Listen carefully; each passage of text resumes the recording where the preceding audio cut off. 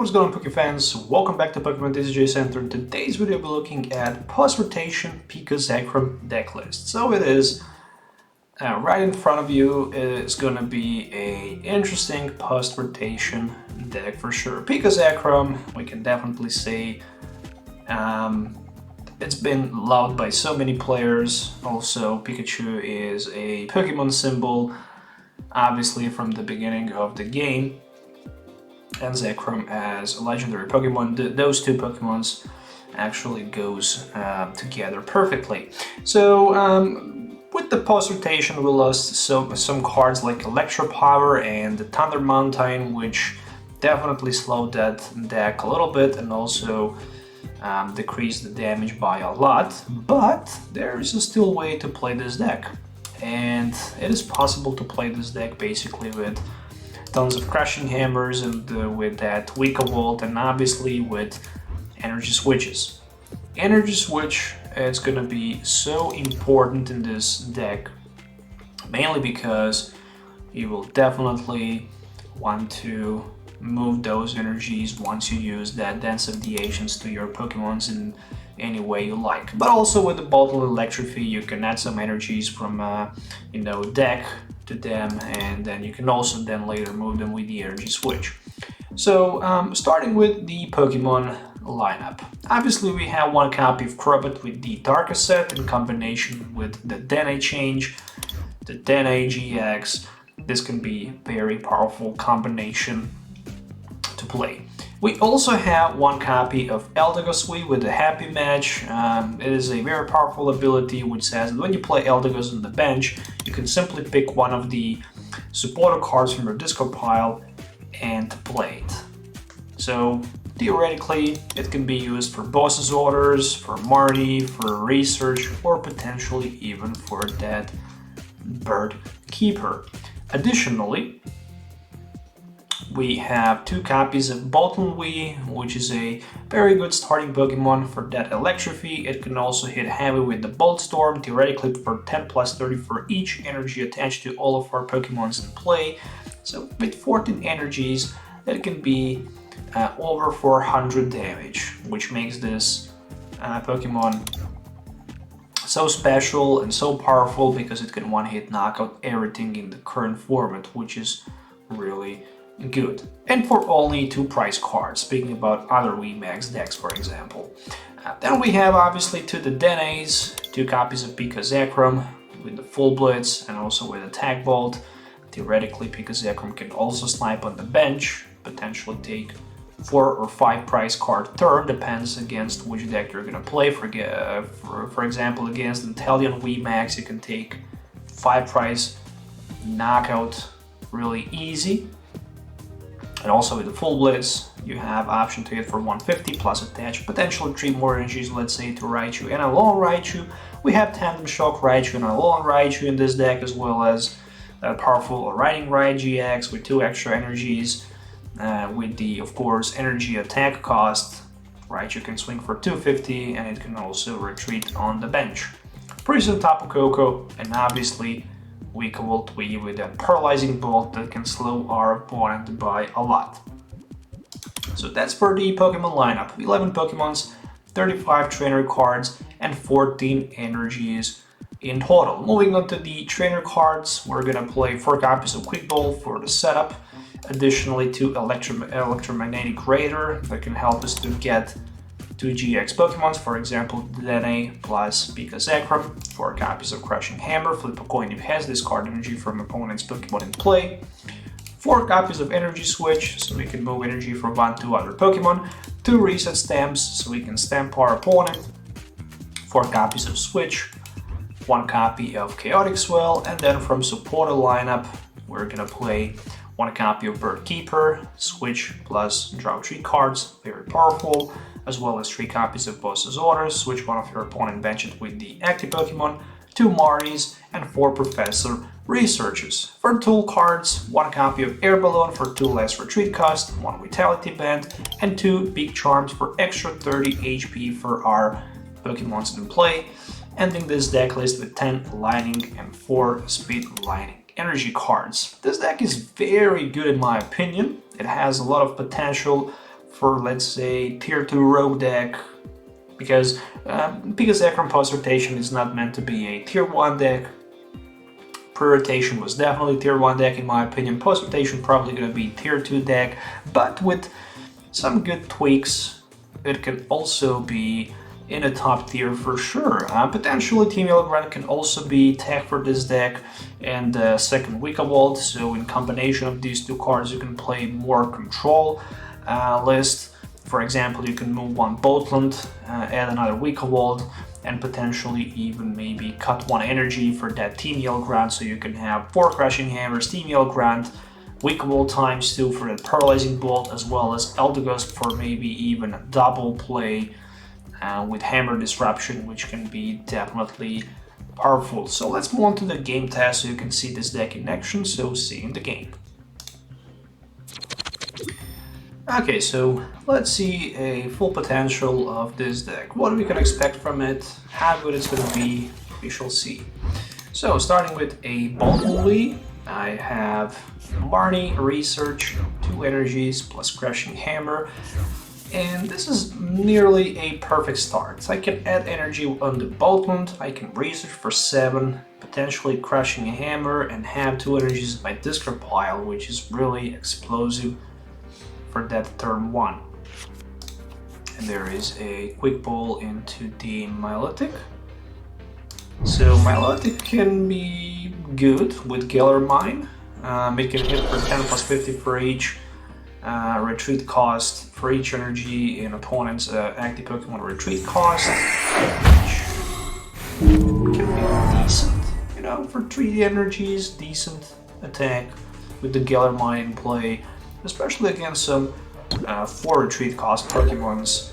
Oh, it can be very powerful. Alright, so starting with energy, Crushing Hammer play, and obviously 1 Research for 7. What we can get from that Research? I'm gonna say not too much. So that's gonna be a Electrify.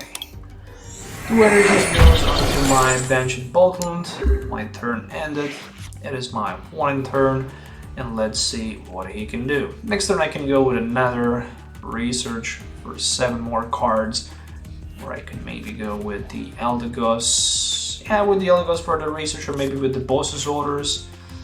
Gonna see. Oh yeah, there is a Absol. I completely forget about Absol in this build as well.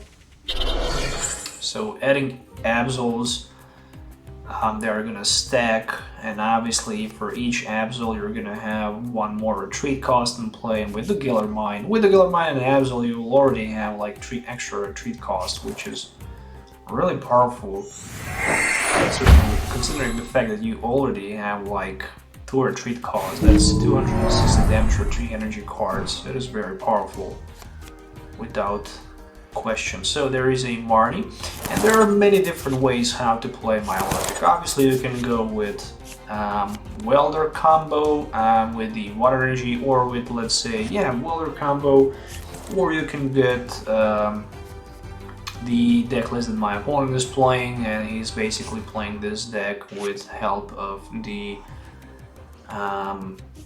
Frostmoth. And Milotic might be playable because there's not going to be too many lighting decks post-rotation. I don't think that Pikachu Zekrom is going to be playable as it was before, but we shall see. So it is my turn. I'm going to put that Wicca Vault in play, and also going to use this Quick Ball into Tapu Koko. Add energy to Wicca Vault, and simply Daddy change for 6. I definitely need my Chaotic Swell, and there is a Pikachu Zekrom, so I can use Dance of the Ancients, get some energies from my Pokemons, potentially Energy Switch.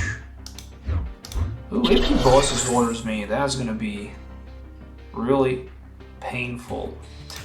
So I think that right now it might not be a bad thing to paralyze both points to prevent him from playing those item cards. And if he cannot play item cards, he already burned 3 Quick Ball. Oh, that's gonna be rough for him. So I know for a fact that he cannot retreat. And I know that if I can find myself a boss's orders, I can catch his Milotic on the bench and knock him out with the weakness. And there's a Marnie, so I can potentially get a boss's orders. There it is. And I also have Electromagnetic Radar, which will allow me to get another Dene in play. So now that my opponent is not able to retreat this Jirachi means only one thing. I need Dene and energy, and I can knock my opponent out. So let's go with the Dene change. I'm not gonna risk. I'm gonna play that boss's orders on his Milotic and use this Dene change. Let's see if we can get maybe switch energy combo or something like that. Oh, that looks so bad. You gotta be kidding me. I have like 6 retreat costs, so there is no way that I can survive. That's amazing. For like 100, prevent me from playing item cards for like a turn. And yeah, it's definitely not looking good. He can take first 2 prize cards in the game. And that's exactly what he did. So, now that he cannot add 2 energies, I think I'm gonna go all in here with my Pikachu Zekrom. And I think that's gonna be the safe play for me. Because after that I can probably just win the game. Let's see, Quick Ball first into the Raichu, which I'm not gonna need. That's obvious. So 1 research for 7. My opponent hand is huge. And this Crushing Hammer might be big, as well as this Chaotic Swell. So, let's go with Chaotic Swell. I can knock the energy out, plus I can energy switch to my active Pikachu Zekrom, and I think it's safe to say that I have full blitz, and I can add 2 energies. I'm going all in. I'm definitely going all in. I just need boss's orders, and I can win this game. But I have my Eldegoss in the discard pile, meaning that I cannot get Quick Ball for Eldegoss. But still, if I can find the boss's orders, I can win the game. Only 1 boss's orders in my discard pile. I'm very low on the cards. I can potentially top deck a card. I can potentially draw 1 card plus 2 more cards for the Speed Lightning Energy, which means that I can draw 3 of 8 cards. And I have 2 more boss's orders, and if 1 boss orders in my deck, there's a good odds that I can actually pull all I really need. But still, I'm not gonna win the game because I can only take 3 prize cards. But with a full blitz, I'm gonna go definitely all in next turn. Trying to also maybe... who knows, I might even decide to go with a Bottling, we shall see. I mean, energy will definitely go onto my Bottling, but as long as I can slow him down for like a turn, I mean, the worst thing that can happen, I can tag bolt him for like... I can tag bolt my opponent for like 200 in the active and 170 in the bench, which means that I can knock the Snom out, so as long as he cannot bench another Snom, it's safe to say that this game will go to my favor. No, he decided to bench down another Milotic, and I think that might be a misplay. I'm expecting Absol in the active position. Oh, he decided to go with the Crobat. Okay. Energy goes down to Milotic, Marnie, so I guess I can find myself right now boss's orders. Not 1, but actually 2 of them, and who knows, maybe both of them were top deck. So boss's orders into Milotic, and that is gonna be Tag Bolt, and also I'm gonna knock 5 cards. And whatever my opponent puts in front of me, as long as I can get the energy card. For example, on the Bottling, I can 1-hit knockout anything. Obviously, I cannot 1-hit knockout Crobat, and I need to pay actually 4 retreat costs in order to move my Pikachu Zekrom. That's devastating, but he decided to concede the game, and that's it. That is a GG, my friends, and right now you actually witnessed the full potential of that Pikachu Zekrom. So let's just take a quick look at our opponent deck list. So he played Absol. Jirachi, 4 copies of Jirachi Mew, 2 Dedenes, Greninja and Zoroark for that Dark Union and Dark Pulse. Only one copy of Snap and Frostmoth with 4 copies of Milotic? Wow, that is just not correct in my opinion, because you don't have energy acceleration by only playing 1 copy of it. I mean, yeah, definitely. He can go with the Dark Union GX, but still you need to have like 3 energy cards in it. And that's just not good in my opinion. But let's just focus on the Pikachu Zekrom. There is that powerful deck list that I just used in this matchup. So Pikachu Zekrom, post-rotation build with a lot of possibilities and a lot of ways to play it. Obviously you can play it with that Wicca Walt, you can just focus on the Paralyzing Bolt, maybe even adding another Wicca Walt instead of just a second Bolt Hunt. You can go straight for it, and maybe adding Team Yellground so you can have much more control with the energies and with that Wicca Bolt, you know, Paralyzing Bolt. You can even think about maybe adding something like a Turbo Patch as well. So 2 Wicca Bolts, 4 Turbo Patches, 4 energy switches, so you can go wild by adding even more energies and finding even more ways to switch those energies with the energy switch to the Pikachu Zekrom, so you can combine that Full Blades or Attack Bolt. But in my opinion, this deck list is really good and it also works really well. So I really appreciate your time, and I really hope that you enjoy watching this video. If you did, please consider subscribing to the channel for more videos, hit the thumbs up, smash the thumbs up, and also notification bell so you don't miss any future videos. And yeah, that's it for today. We'll see you next time. So till the next time, have a nice day and enjoy with this post-rotation Pikachu Zekrom deck list.